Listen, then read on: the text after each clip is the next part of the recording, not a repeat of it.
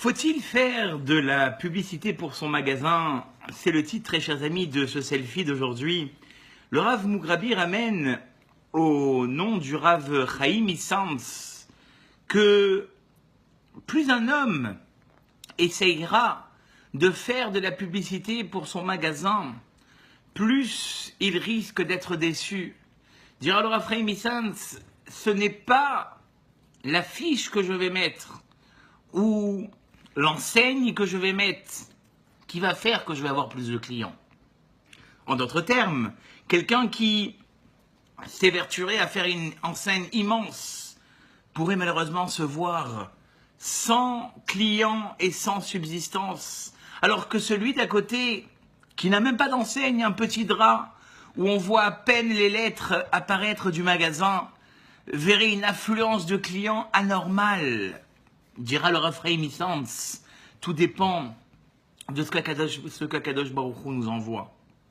Plus un homme est méritant dans sa parnassa, plus l'enseigne et la publicité qu'il va faire ne changera pas grand-chose.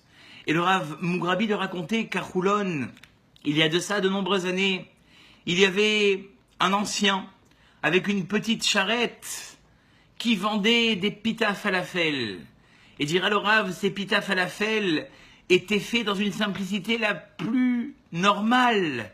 Il y avait simplement une pita, quelques boules de falafel, pas de chips, un tout petit peu de légumes. Et dira le Rav, la queue s'étendait sur des mètres et des mètres pour pouvoir acheter cette pita. Et en face de cette personne âgée qui se baladait avec sa charrette, eh bien, on vu le jour 3 magasins, l'un plus grand que l'autre.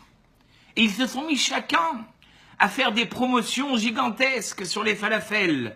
L'un a proposé de vendre des falafels avec un prix de manière à pouvoir se servir à volonté.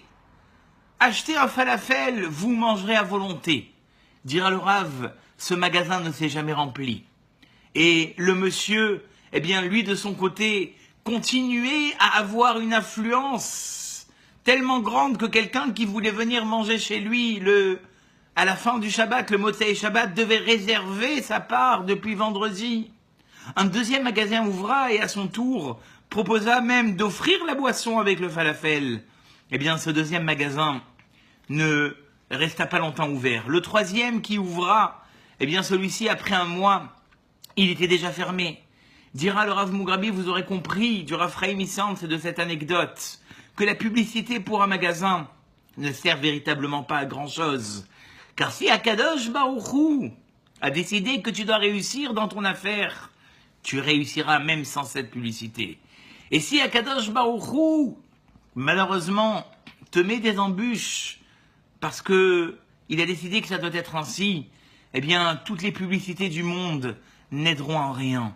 C'est ce que nous avons appris de cette histoire. Bien évidemment qu'il faut faire ce qu'on appelle une ishtadlout, une participation dans mon affaire.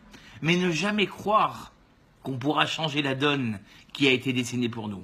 Je vous dis à très très bientôt pour un nouveau selfie vitamine, ou plus précisément dans quelques secondes, puisque j'enchaînerai avec un deuxième dans quelques secondes. Et je vous dis à très très bientôt pour de nouveaux selfies.